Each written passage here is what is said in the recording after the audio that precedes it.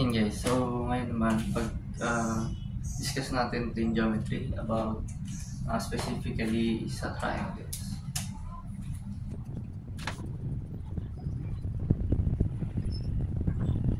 So, ngayon, habang pinag-uusapan natin ng triangles at mga band triangles, ano ba kinoconsist ng triangles? So, kapag ang triangle,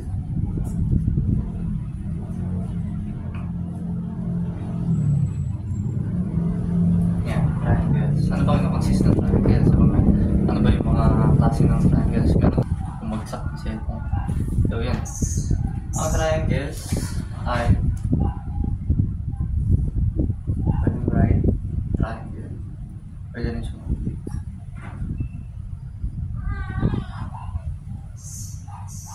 So, kapag sinabing right triangle, naka 90 degrees yan. 90 degrees, tapos may hypotenuse dito. Ano ba madalas ginagamit sa right triangle? Meron dalawa. Merong meron din Pythagorean.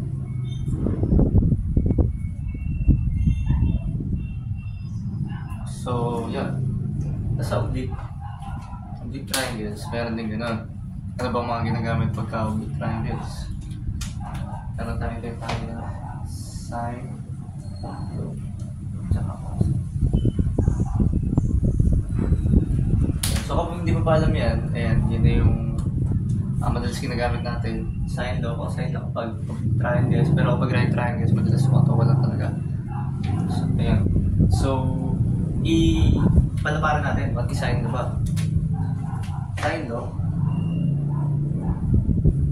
kasi kapag meron kang triangles, let's say this is angle A, angle B, and angle C. Angle B, and angle C. So, pag bagay ng triangle, gagawin mo lang itong opposite ng capital A. Lagay mo yung small a. Ganun din dito. Ito. So, paano ba ang sine law? Ano ba ang formula ng sine law? So, ganito lang siya. So, since A, ito yung kabaligtaran niya. Yung katapat niya, sine angle A is equals to B. Ito yung ano niya, katapat niya, si angle B. So, B sine B is equals to C sine C. Ayan. Ayan ang ginagamit natin kapag sine law ginagamit natin. Next, what is naman ang cosine law? Pag cosine law, ayan. Ganito siya. Let's say A squared. Di ba B squared plus C squared minus 2 cosine. Kung ano yung nandito sa labas, yun din yung dito. Capital A angle. Yung pala tandaan yan. So, paano kapag B? B squared equals to A squared plus C squared minus 2AC cosine B. Paano pag C? C squared equals to A squared plus B squared minus 2AB cosine C. Ayan o. Tingnan nyo, may pattern. Kung ano yung side dito, yun yung angle dito. Kung ano yung side dito, ito yung angle dito. Ito yung side dito, ito yung angle dito. Tapos tingnan nyo itong isa. Diba? B at C. Ito. So, hindi ko nasulat na. Sulat na. 2BC. Ayan. Yan na. B at C ang sides dito. So, i-multiply mo sa 2BC. A at C, 2AC. A at B, yun lang siya guys. Patatandaan lang para mabilis nyo tawag dito, maintindihan. So, yun. Hanggang dito lang natin yung camera ko eh. So, yun. Paano ba kapag gumamit ka ng cosine law sa triangle? Let's say, ito yung triangle. Diba? Pag right triangle, 90 degrees, yun yung itsura niya, diba? So, gawin natin, gamitan natin na cosine law ang right triangle. Tapos tignan natin kung ano lalabas. Prove natin yung mga dito. A, B, C, which is yung like this. A, C. Gamitin natin na since ang angle C naman natin is like this, meron tayong angle na gagamitin. So, sabihin natin C squared. Kasi ito may angle ka dito, pwede mong gamitin sa cosine 90. So, A squared plus B squared minus 2AB cosine C. Di ba ang cosine C, cosine ng 90 is equals to 0. Equals to 0. Cosine ng 90 equals to 0. Since cosine ng 90 is equals to 0, ito wala na. Wala na to. Ang matitira na lang, C squared equals to A squared plus B squared. Para mo ginagawa dyan pagpita. Ayan, di ba? C equals to A squared plus B squared. So, tama nga. Nakapag-right triangle, yung ginagamit natin Pythagorean. Pero pwede mo rin gamitin na sa katuwa. Yun. Concept na tayo, guys. Solve tayo ng problems. May problem tayo dito. Ang kagandahan dito sa problem na to, given na kasi may tatlong given na. Mas madali mag-solve ng triangles kapag may tatlong given. Pag dalawa, mahirap. So, since given tayo ng dalawang side at isang angle, ano ba pwede gamitin natin? Pwede ba tayo mag-side doon dyan? Mahirap mag-side doon dyan. Okay. Isa lang naman yung angle mo eh. So, cosine na pwede, di ba? Kasi, kaya ang kailangan lang naman din isang angle. Tapos may two sides ka naman. Sige, natin. Solve tayo.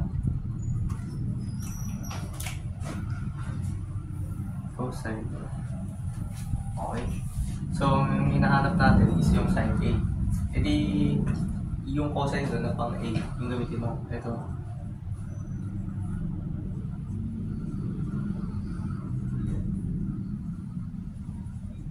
O, diba? Meron kang angle A. Meron kang B at C. O, pala B at C. Okay? So, yun. Input mo lang yung values mo. Ano ba yung B? 6 squared. Ano yung C? 3 squared. Minus 2.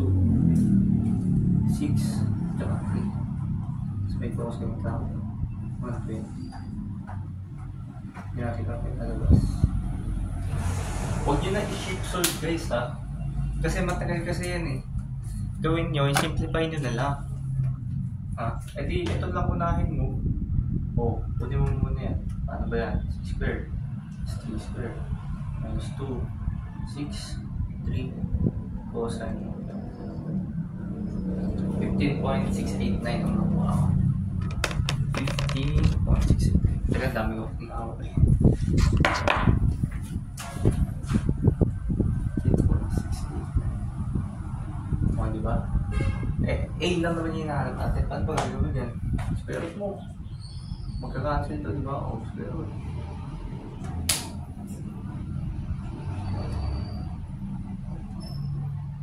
.96 ang side natin. Diba? Hindi ka pa nag-shift solve, mabilis pa. Ay, naka-radians pala ako guys. Ulitin natin. Dapat naka-degree, wala ka namang ano dyan eh. Wala ka namang trigonometric functions. Magmamalit talaga to. Ingat lang. Ingat lang guys sa nakalagay na radians tsaka degree ha. Basta lagi lang tandaan na kapag trigonometric functions, maglagay kayo ng naka-radians sa calculator niyo. Pero kapag wala naman, i-degree nyo lang. Ulitin ko lang. 6 squared plus 3 squared. Minus 2, 6, 3. Ayun, 63 dapat.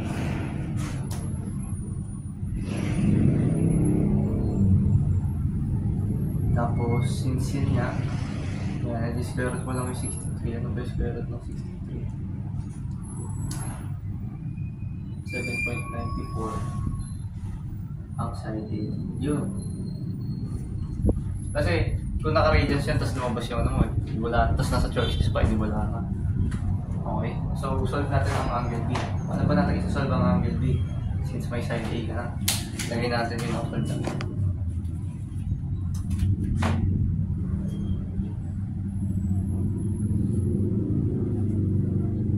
Yan. Okay. Paano ba? Paano maganda gawin sa tingin niya? Pwede ka pa rin mag-ano dyan. Pwede ka pa rin mag-cosine law. Pwede ka rin mag-sine law. No? Isa mo, try natin. Angle D. Gawin natin cosine law pa rin. Tapos, i-explain ko sa inyo kung bakit mas maganda gamitin ng cosine law kaysa sa sine law. So, kay cosine law, since angle D ang ito, ang hinahanap natin, hindi dapat naka-cosine B ito. So, B squared equals to A squared plus C squared minus 2AC cosine B. So, B natin 6 equals to A natin 7.4 squared plus C 3 squared minus 2 7.94 C natin, C3, cosine natin B. Yan. Huwag nyo ulit itong i-sheet solve. Paano ba mag-simplify niyan? Tuturuan ko na lang kayo paano mag-simplify niyan. Ganito lang yan. Ilabas mo lang itong cosine B. Tapos ito, iba A, C. 7.94 plus itong 3 squared. E di i-minus mo to, since nasa labas siya, di ba? E di minus 6 squared. Tapos, yung laba mo, yung 2AC. E di yung 2, 7.94. Tsaka, 3. Yan. Tapos makukuha mo yung cosine B. Nang ganun lang. Hindi ka pa nagtagalan, kakaantay ng processing. Okay? So, natin. Lalabas na cosine B ko 0.757. 0.757. So, paano mo makuha ngayon yung angle B? Hindi, ano mo, arc cosine 0.757. Lalabas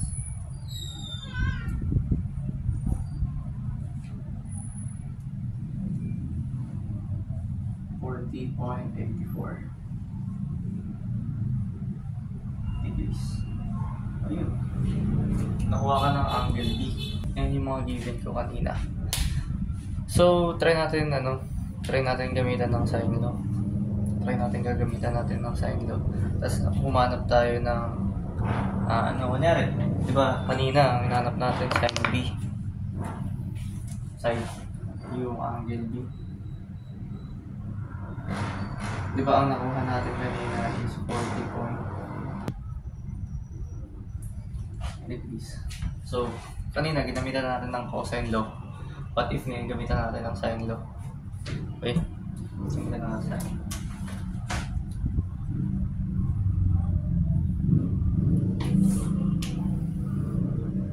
Diba nga ang sine law?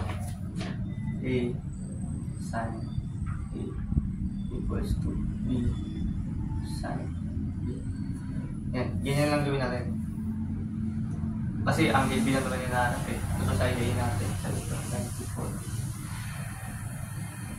Tapos, sine A. Sine, ano ba? 120. Tapos, B.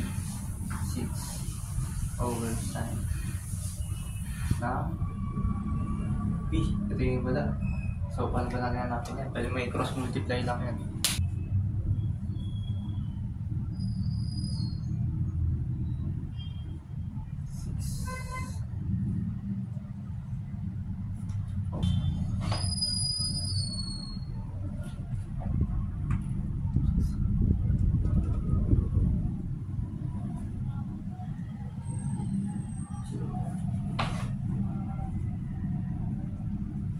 So, cardinal sign.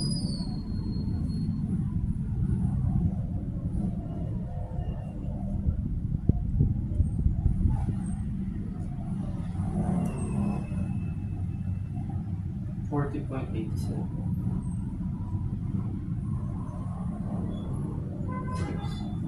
Same pa rin naman sa kanina, di ba? May onting discrepancy lang pero same lang sa decimal. Kasi yung kanina nag-ano ata ako dun eh, nag-round off ako, no? Ano pagka ganito ang gilid?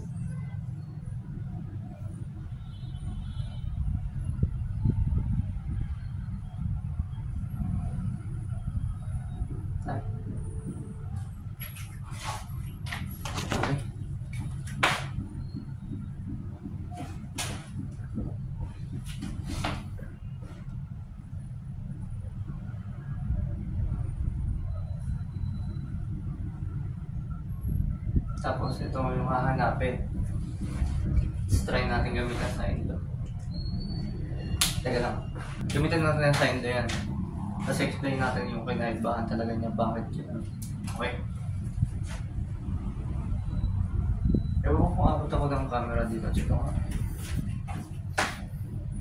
Yun, abot pa naman pala. No.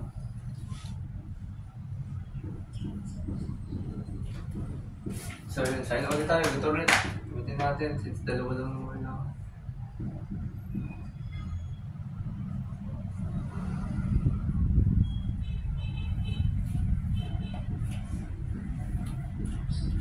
So, okay.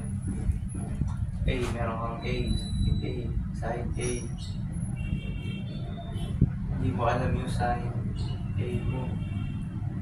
Pero meron kang B na 6.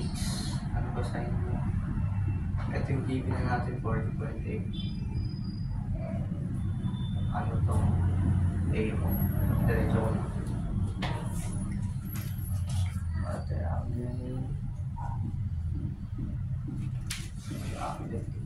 diretso yun lang isa. Ang nakuha ko na side A is 59.8.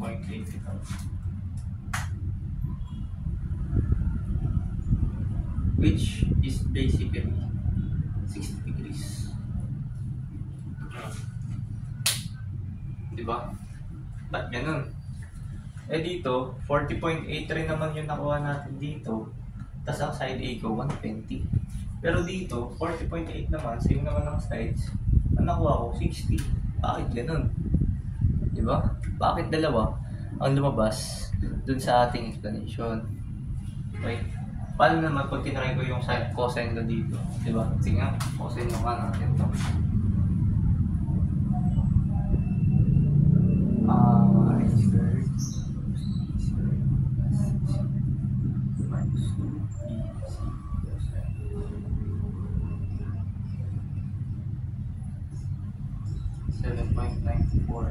Squared equals to b squared c plus 3 squared minus 2. Ano ba b? 6. 3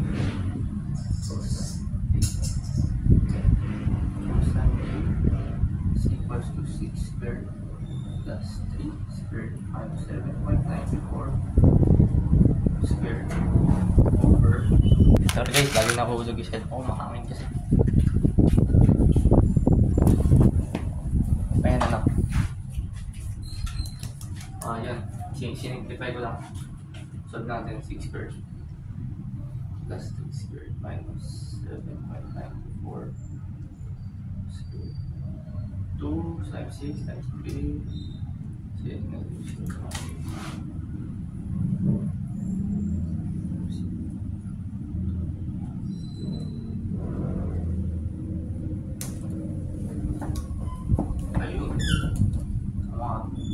Cosine negative 1. Arc cos negative 0.5.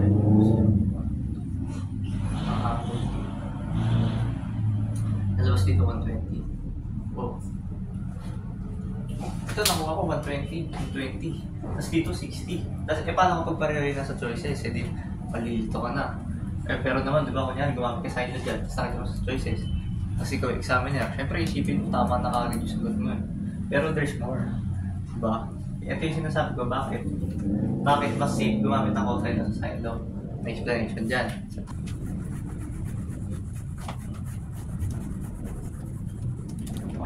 Ngayon, na-explain natin paano ba, bakit.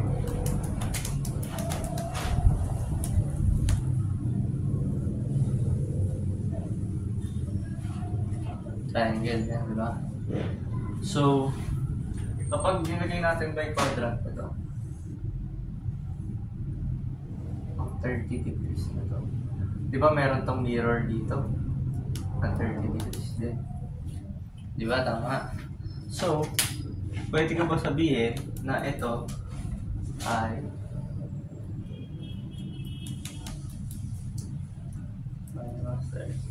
ito ba? Pwede ko sabihin na ito ay 150 degrees. No? Pwede, no? Tama. Ang triangle ba?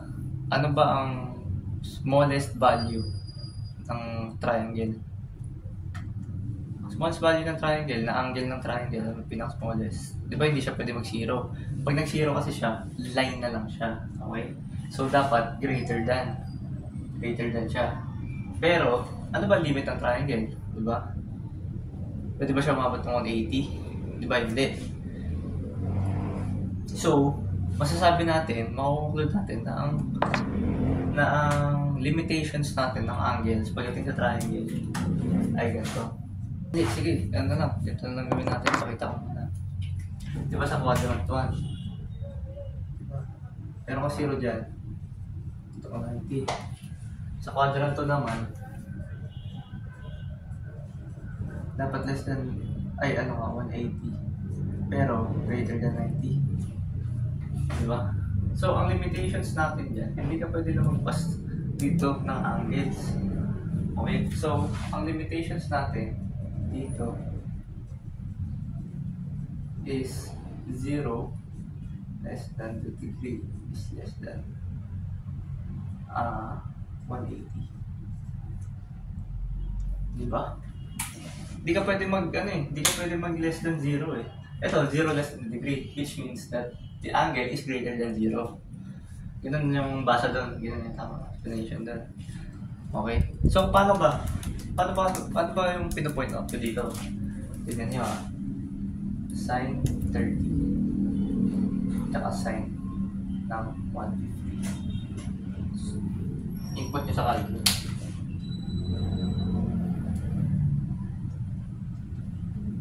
Wala.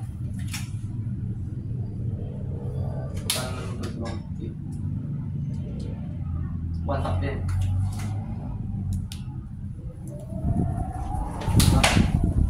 Since ang angle natin pasok ng greater than 0 pero less than 80, itong dalawa, it states that both values are valid. Kasi parehas lang nasa limitations, parehas lang tama.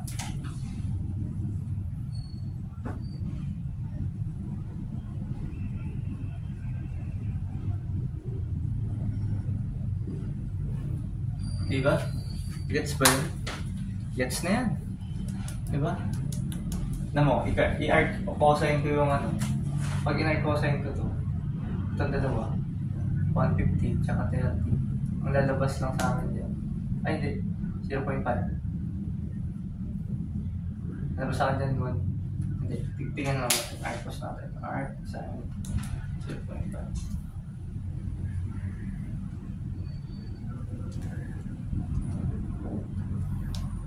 30 lang. Pero alam natin na meron pang 150, di ba? Pero, yun nga. Sin 30 lang, ito lang, yung pinapakita ni calculator. Pero, hindi niya ito pinapakita, ito lang pinapakita niya. Di ba? Tama. No. Hindi ibig sabihin na dalawa yung valid pag sin. Paano kapag cosine? Diba? Pag cosine, dalawa pa rin naman lalabas, syempre. Dalawa pa rin yung possible na lumabas dyan. Kasi kapag sine naman, ang mirror nito nasa y. Sabay mo rin ko. Isa. Pag sine, ang mirror natin nandito. Pero kapag cosine, ang mirror natin nasa x. Ito, pag sine. Ito, pag cos. Ang mirror natin pag cosine nandito sa x eh. Diba? So, kapag ang 30 degrees nito, andito yung mirror niya ng 30 degrees. Diba? So, kapag inikot natin yan ng 360, 360 to minus 30, 330 na lang. 330 degrees. Tama. Ayun yung mirror niya eh. So, kapag inikot mo siya ng 360 degrees hanggang dun sa mirror niya, 330 na lang. So, paano ba, ano ba yung pinapoint ko dito? Try natin i-cosine. Cosine na 30. Tingnan natin kung nalalabas.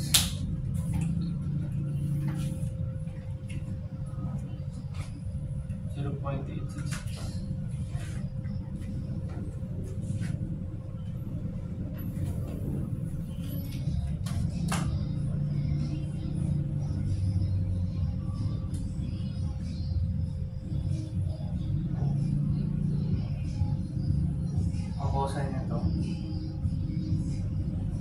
0.86. Eh yun nga, parehas lang naman sila ng sine, diba? Ng sine to, tsaka cosine parehas naman lumabas. Okay, i-art cosine natin ang ito 0.866. Yan yung angle.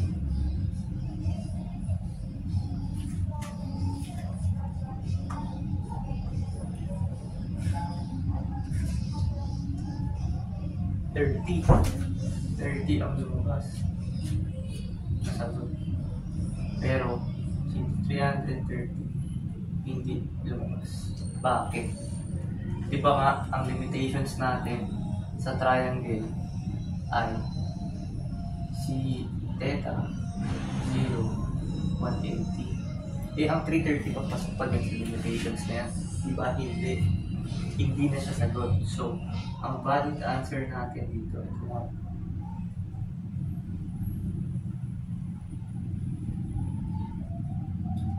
Ayan lang. Kasi nga, hindi pasok ito dito. Ayun ang explanation natin sa paggamit ng sine law at cosine law. Kaya as much as possible, cosine mo gamitin nyo. Mas madali pa mag-simplify. Okay?